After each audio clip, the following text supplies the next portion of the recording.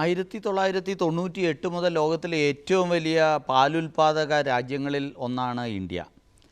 ഇന്ത്യയെ സംബന്ധിച്ചിടത്തോളം വലിയ വിശാലമായ ഒരു മാറ്റത്തിന്, നമ്മുടെ സാമ്പത്തിക വ്യവസ്ഥിതിയിൽ തന്നെ വലിയ ഒരു മാറ്റത്തിന് കാരണമായത് യഥാർത്ഥത്തിൽ ആ ഒരു ധവള വിപ്ലവമാണ്.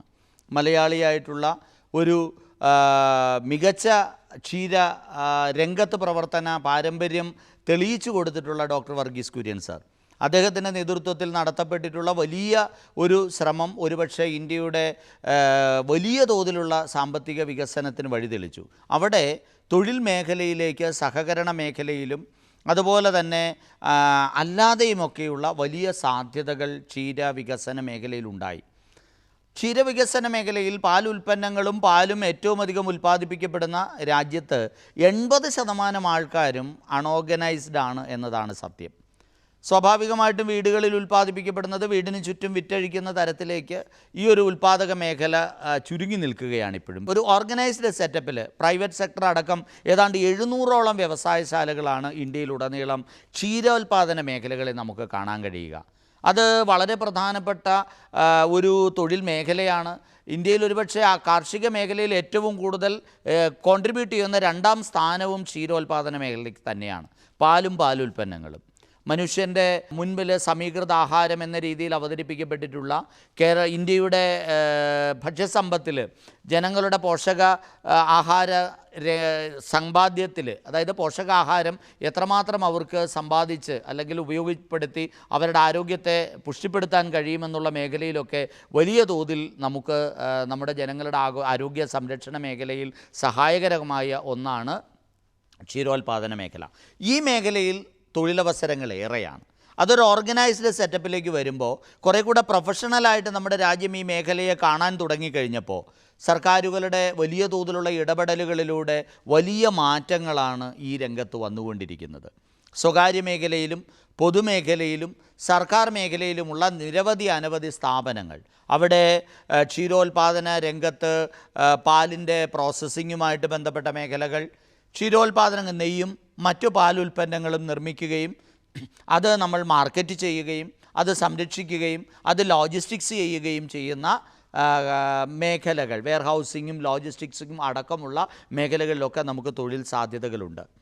അപ്പോൾ പ്രധാനമായിട്ടും പാലിൻ്റെയും ഉൽപ്പാദിപ്പിക്കപ്പെടുന്ന മൃഗങ്ങളുടെയും കന്നുകാലികളുടെയും ഒക്കെ പരിചരണവുമായി ബന്ധപ്പെട്ട മേഖലയൊക്കെ ഇതിൻ്റെ ഭാഗമായി വരുന്നതാണ്.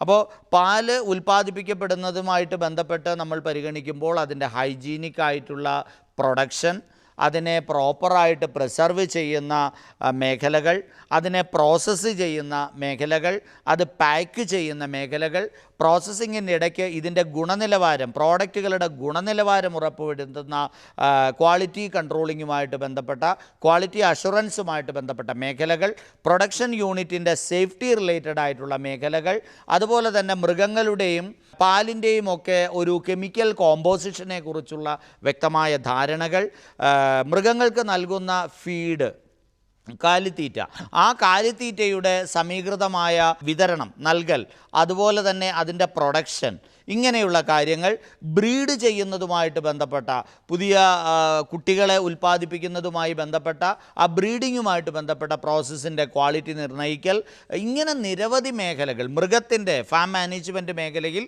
ആ മൃഗത്തിൻ്റെ പരിചരണം, ഇങ്ങനെ ഒട്ടനവധി മേഖലകളിൽ നമുക്ക് ഒരു അവഗാഹം വേണ്ട മേഖലയാണ് ശരിക്കും പറഞ്ഞാൽ ഡയറി സയൻസ് ആൻഡ് ടെക്നോളജി എന്ന് പറയുന്ന മേഖല. ഇവിടെ നമുക്ക് ഡിപ്ലോമ മുതൽ ബിടെക് വരെയുള്ള പഠന സാധ്യതകളുണ്ട്. ഡിപ്ലോമ പ്രോഗ്രാം കേരളത്തിൽ തന്നെ നമുക്ക് വെറ്റിനറി യൂണിവേഴ്സിറ്റി ഇത്തരത്തിൽ മികച്ച പഠന സാധ്യതകൾ ഡിപ്ലോമ തലത്തിൽ നൽകുന്നുണ്ട്. അതുകൂടാതെ ഡിഗ്രി തലത്തിൽ നമുക്ക് പഠിക്കാൻ അവസരങ്ങൾ ഉണ്ടാക്കുന്നുണ്ട്, ബിടെക്കിനുള്ള അവസരങ്ങൾ ഉണ്ടാക്കുന്നുണ്ട്. ഐക്കർ വഴി വിവിധ കോളേജുകളിൽ ഇത്തരത്തിൽ ഓൾ ഇന്ത്യ കോട്ടയിലും അതുപോലെ തന്നെ അല്ലാതെയുള്ള അഡ്മിഷനുമുള്ള സാഹചര്യങ്ങൾ നമ്മുടെ മുമ്പിലുണ്ട്. അപ്പോൾ ഐക്കർ വഴി അഡ്മിഷൻ ആഗ്രഹിക്കുന്ന ആൾക്കാർ ബിടെക്കിനോ BSc മറ്റു കോഴ്സുകൾക്കോ ഡയറി സയൻസ് കോഴ്സുകൾക്കോ ആണെങ്കിൽ CUT എക്സാമിനേഷനാണ് അവിടെ എഴുതേണ്ടത്.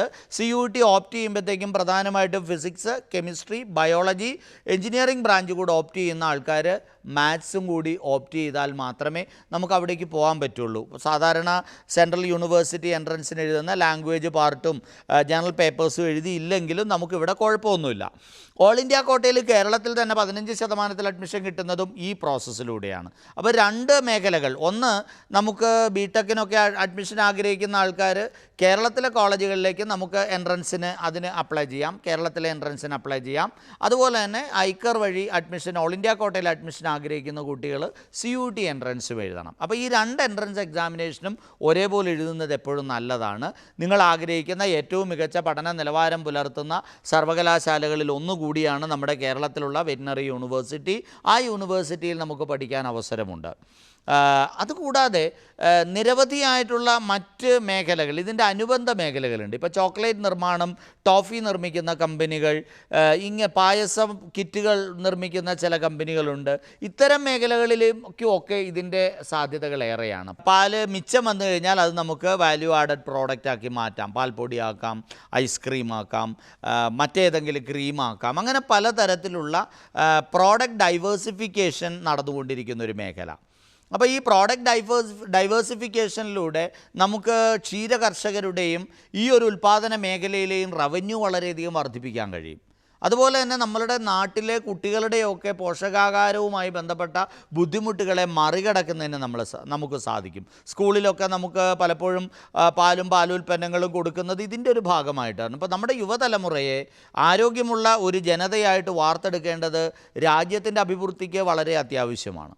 അപ്പോൾ പട്ടിണിയില്ലാത്ത ഒരു ലോകം സ്വപ്നം കണ്ടുകൊണ്ട് നാട്ടിലുള്ള ക്ഷീരകർഷകരെ കോപ്പറേറ്റീവ് സെക്ടറിൽ, സഹകരണ മേഖലകളിൽ സംഘടിപ്പിച്ചാണ് നമ്മൾ ഈ മൂവ്മെൻറ്റിന് തുടക്കം കുറിച്ചത്. അതുകൊണ്ട് തന്നെ ഈ പഠന മേഖലയുടെ ഒരു പാർട്ടായിട്ട് ബിടെക്കൊക്കെ പഠിക്കുമ്പോഴത്തേക്കും നമുക്ക് കോപ്പറേഷനും അതുപോലെ തന്നെ സ്റ്റാറ്റിസ്റ്റിക്സും അക്കൗണ്ടൻസിയും ഇതിൻ്റെ വരവ് ചെലവുമായിട്ട് ബന്ധപ്പെട്ട കണക്കുകൾ സൂക്ഷിക്കുന്നതുമായിട്ട് ബന്ധപ്പെട്ട ഭാഗങ്ങളും ജനറ്റിക്കായിട്ടുള്ള കാര്യങ്ങളും ബ്രീഡിങ്ങുമായിട്ട് ബന്ധപ്പെട്ട കാര്യങ്ങൾ, ഫുഡ് ടെക്നോളജിയും ഡയറി ടെക്നോളജിയുമായിട്ട് ബന്ധപ്പെട്ട കാര്യങ്ങൾ, ഡയറിയുമായിട്ട് ബന്ധപ്പെട്ട വിവിധ കോമ്പോസിഷനെ കുറിച്ചുള്ള കാര്യങ്ങൾ, ഡയറി കെമിസ്ട്രിയുമായി ബന്ധപ്പെട്ട് ഒക്കെ ധാരാളം വിഷയങ്ങൾ നമുക്കിവിടെ പഠിക്കേണ്ടതായിട്ടുണ്ട്.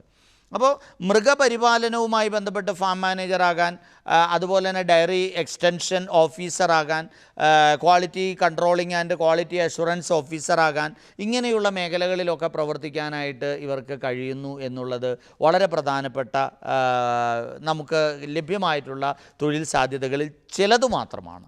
അപ്പോൾ നമ്മളുടെ ഓരോരുത്തരുടെയും മുമ്പിലേക്ക് കിട്ടിയിട്ടുള്ള ക്ഷീരോത്പാദന മേഖലയുമായിട്ട് സഹകരിച്ച് പ്രവർത്തിക്കാൻ കഴിവുള്ള ആൾക്കാർ, മൃഗപരിപാലനവുമായി ബന്ധപ്പെട്ട് പ്രവർത്തിക്കാൻ താല്പര്യമുള്ള ആൾക്കാർക്ക് ഫാം മാനേജറായിട്ട് നല്ലൊരു കരിയർ ഓപ്റ്റ് ചെയ്യാം. അപ്പോൾ റുട്ടീൻ വർക്ക് എപ്പോഴും വളരെ ലൈവായിട്ട് ഇങ്ങനെ പോയിക്കൊണ്ടിരിക്കും. ഈ മൃഗങ്ങളുടെ കാലോചിതം, അത് നിങ്ങൾക്ക് അസുഖം വന്നു കഴിഞ്ഞാൽ അത് കൃത്യമായിട്ട് റിപ്പോർട്ട് ചെയ്യുകയും അത് ട്രീറ്റ് ചെയ്യുകയും അവരെ മാറ്റി നിർത്തണമെങ്കിൽ മാറ്റി നിർത്തുകയും ഒക്കെ ചെയ്യുന്ന സാഹചര്യങ്ങൾ, ഇതെല്ലാം ഈ പഠനഭാഗത്തിൻ്റെ ഭാഗമാണ്. പാല് നമുക്ക് കൊണ്ട് പലതരത്തിലുള്ള ഉൽപ്പന്നങ്ങൾ ഉണ്ടാക്കാൻ കഴിയുമെന്ന് പറഞ്ഞു. ഈ ഉൽപ്പന്നങ്ങൾ പാക്ക് ചെയ്യുന്നത് വളരെ പ്രധാനപ്പെട്ട കാര്യമാണ്. കാരണം പാക്കേജിങ് മോശമായി കഴിഞ്ഞാൽ പ്രോഡക്റ്റ് പെട്ടെന്ന് മോശമാകും. അതിനേക്കാളുപരി പാക്കേജിങ് അത് സേഫായിരിക്കണം, അട്രാക്റ്റീവ് ആയിരിക്കണം. ഈ 2 ഘടകങ്ങളും ചേർന്ന് വരേണ്ടതായിരുന്നു. അപ്പോൾ പാക്കേജിങ്ങുമായിട്ട് ബന്ധപ്പെട്ട മേഖല അതും മറ്റൊരു പ്രധാനപ്പെട്ട മേഖലയാണ്. അപ്പോൾ അങ്ങനെ ഡയറി സയൻസ് എന്ന് പറയുന്ന വളരെ വിശാലമായൊരു പഠന മേഖല, ധാരാളം നാഷണൽ ലെവലിൽ തന്നെ നാഷണൽ ഡയറി ഇൻസ്റ്റിറ്റ്യൂട്ട് ഉണ്ട്. അങ്ങനെയുള്ള അനവധി പ്രീമിയം ഇൻസ്റ്റിറ്റ്യൂട്ടുകൾ നമുക്ക് ലഭ്യമാണ്. ഈ കേരളത്തിലുള്ള യൂണിവേഴ്സിറ്റി കൂടാതെ അനവധി യൂണിവേഴ്സിറ്റികൾ, അനവധി കോളേജുകൾ, ദേശീയ പ്രാധാന്യമുള്ള നിരവധി സ്ഥാപനങ്ങൾ ഒക്കെ നമുക്ക് ലഭ്യമാണ്. അപ്പോൾ ഇവിടെയൊക്കെ കൃത്യമായ പഠനത്തോടെ, അപ്പോൾ physics, chemistry, biology, maths combination എടുത്തു പോകുന്ന ഒരാൾക്ക് ടെക്നോളജിയുമായിട്ട് ബന്ധപ്പെട്ട എഞ്ചിനീയറിംഗ് ബ്രാഞ്ചിലേക്ക് പോകാം. ഫിസിക്സ്, കെമിസ്ട്രി, ബയോളജി മാത്രമാണ് പഠിച്ചത്, മാത്സ് എടുത്തിട്ടില്ല എങ്കിൽ അവർക്ക് ഡയറി സയൻസുമായിട്ട് ബന്ധപ്പെട്ട മേഖലയിലും പോകാം. അപ്പോൾ ഈ 2 മേഖലയിലുമുള്ള സാധ്യതകളെ പരമാവധി ഉപയോഗപ്പെടുത്താം. ആ സാധ്യതയെ കൃത്യമായിട്ട് നമുക്ക് മാർക്കറ്റിൻ്റെ മാറ്റങ്ങൾക്കനുസരിച്ച് പ്രയോജനപ്പെടുത്താം.